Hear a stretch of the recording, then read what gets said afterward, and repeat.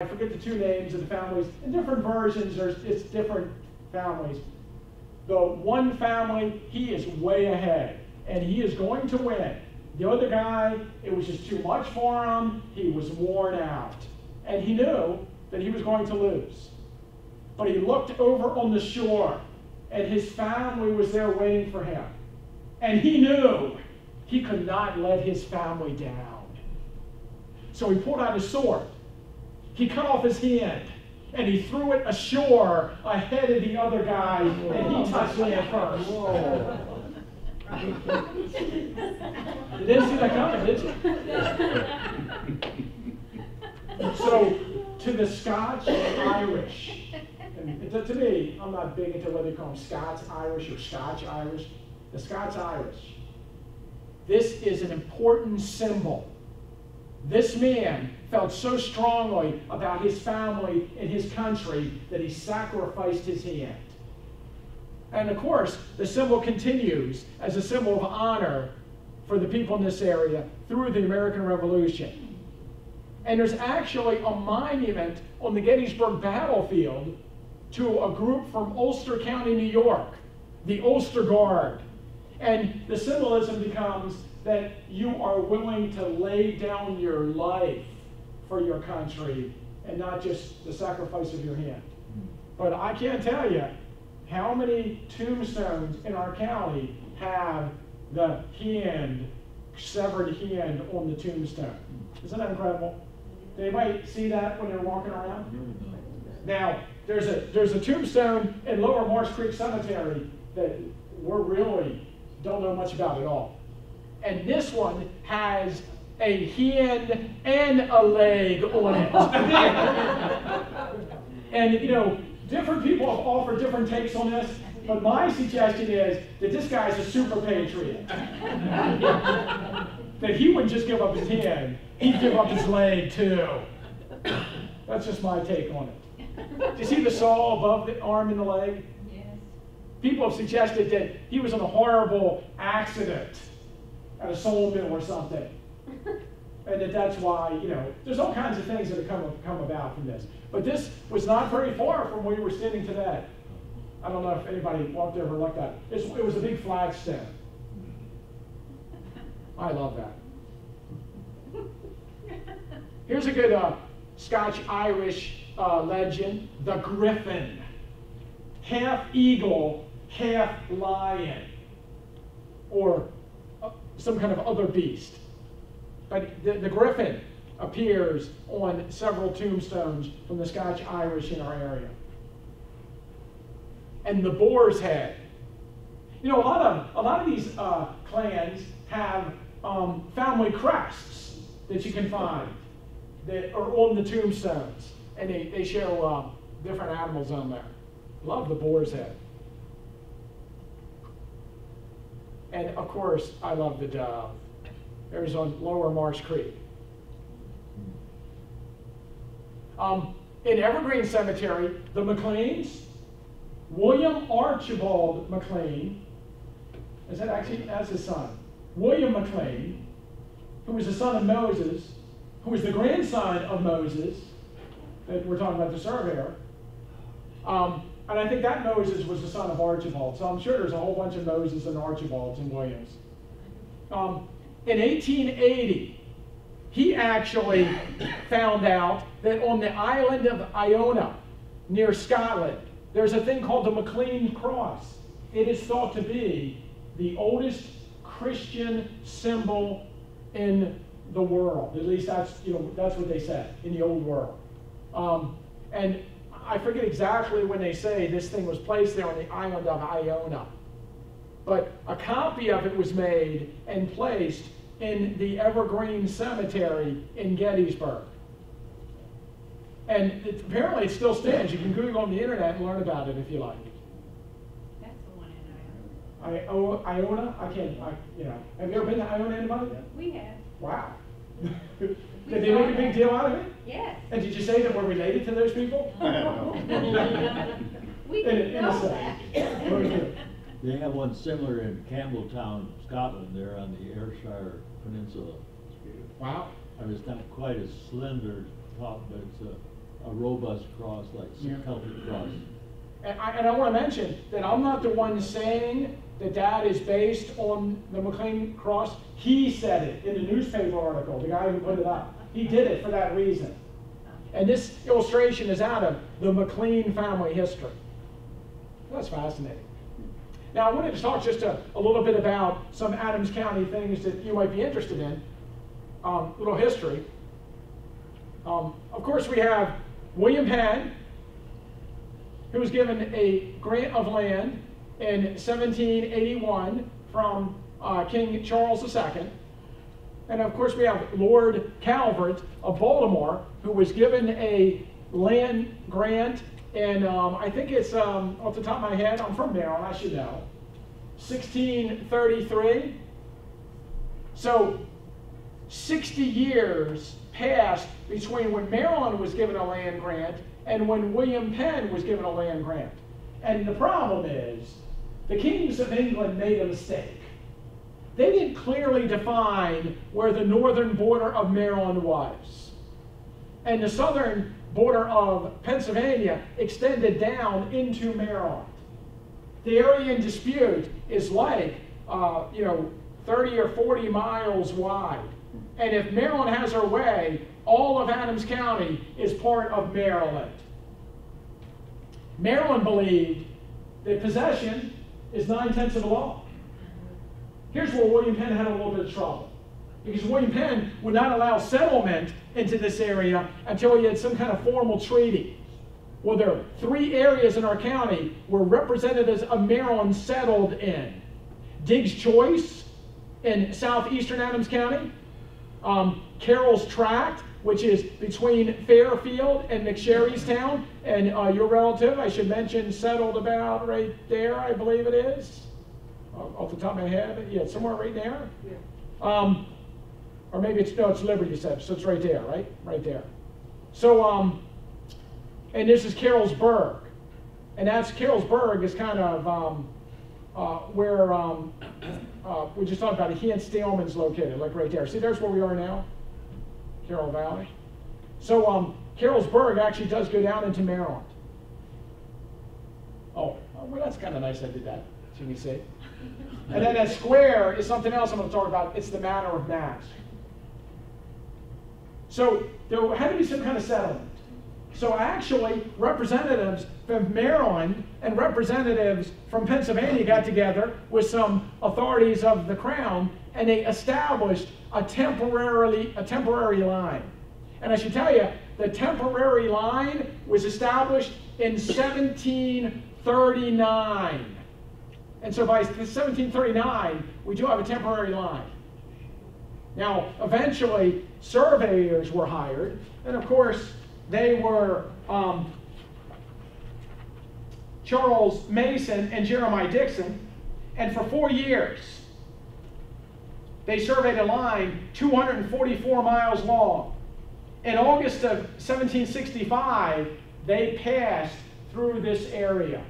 And I only looked at some of the material you sent me and some of the stuff we had, but it appears as if somewhere between 1765 and 1767, you believe Robert SPEER settled here, maybe a little earlier. So it's right about the time he's becoming a settler that this area is surveyed. Stones are placed at every mile. Crown stones were placed at every 5 miles. And these stones weigh like 800 pounds.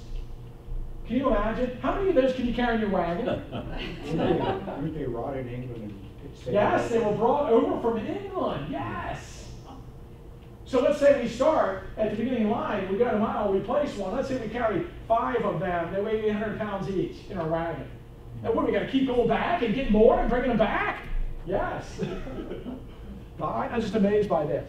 Now, when they finally ended up surveying the line, the old temporary line and the new line in our area are only like 1,000 yards apart. So it's not that much of a difference. So the 1739 line is pretty adequate. And you know, a lot of people try to give you the impression that the people here don't know where they live. That's not true.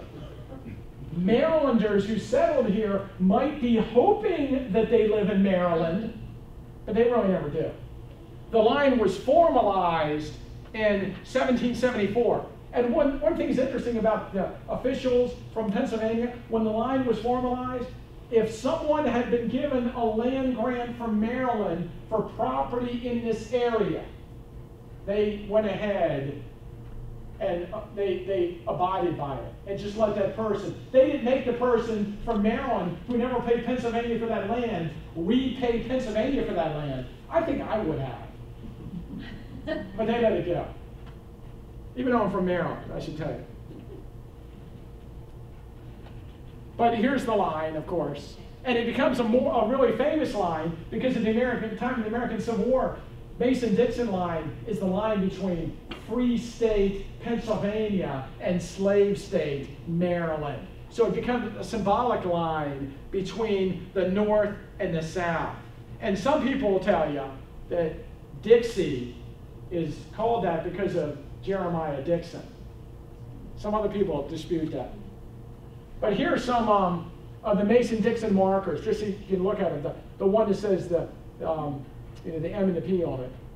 And I've been along Adams County. These are the crown stones. And I've seen the ones we have left. Not all of them still exist, but it's kind of fun to walk along and look at the stones. And here I am at one of the stones. And what do you think that is behind me? Marsh Creek.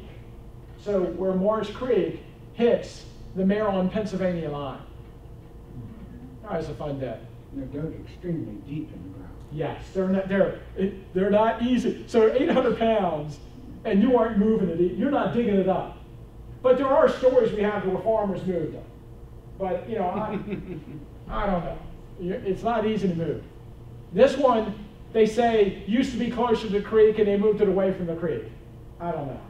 There are people that have lately taken a GPS and walked the line, and they say that most of them are exactly correct, and they believe that they were done, at that time. They were really, really good at surveying the line. Now, the manner of mask.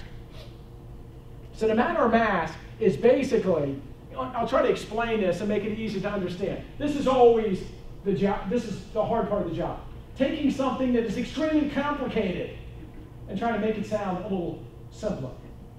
When the early settlers came into this area, the early Scotch-Irish immigrants, they were led to believe that they would be able to settle in an area and that they would eventually be able to gain ownership of that land through the process of warrants, surveys, and patent deeds. But what ended up happening was they surveyed, they lived in this area, somewhere around 150 Scotch-Irish families lived in this area. And then all of a sudden, the Penn family, the sons of William Penn, decided that no, they would set aside this piece of land for their own personal use. When the Penns were given the charter for the state of Pennsylvania, there was a provision that allowed the Penn family to do this. And over the course of the years of the Penn family ownership, they set up like 60 such manors in the state of Pennsylvania. The problem for the settlers was that once the Penns set aside a piece of land for their own personal use, then all bets were off as to how much you would have to pay to gain ownership of the land. Because there was a common price set for land in Pennsylvania. And you would settle on land and you would pay that price.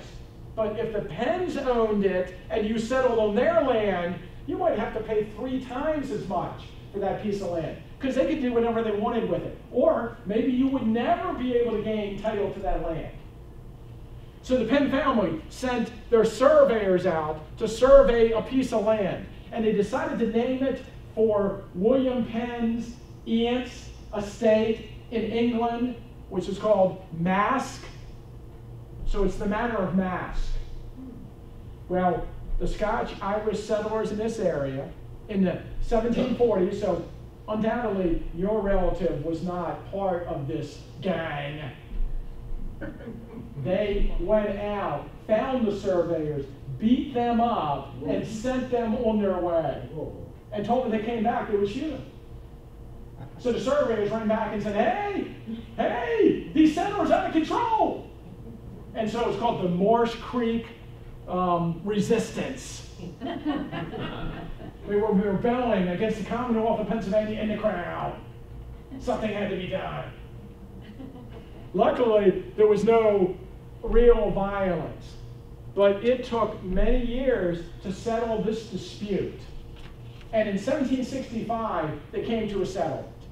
And the idea was that if you had lived here in the 1740s, and you could, they sent some guys out, and they went around, and they made a list of everybody who lived here, and if you had lived here, and that piece of land that you lived on had been a farm in 1740s, when the surveyors first came down, you would be able to buy your land at the rate that everyone else was allowed to buy it at.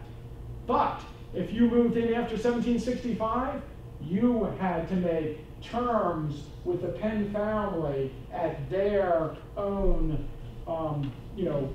whatever price they set. And that's why we have that survey, that really nice survey of Robert Speer's land, because he had to eventually have the land surveyed and come to terms with the Penn family. So that area of land, it caused a lot of controversy over the years, but lucky it did, because we have a lot of information about the people who live in this area. And here is the survey for, I think right here is the line, the Maryland-Pennsylvania line. See Marsh Creek there. And this is actually north, this way.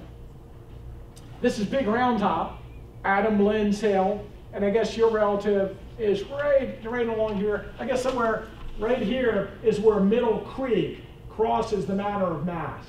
So right somewhere in here is where your relative's property would be, the Speer, at least.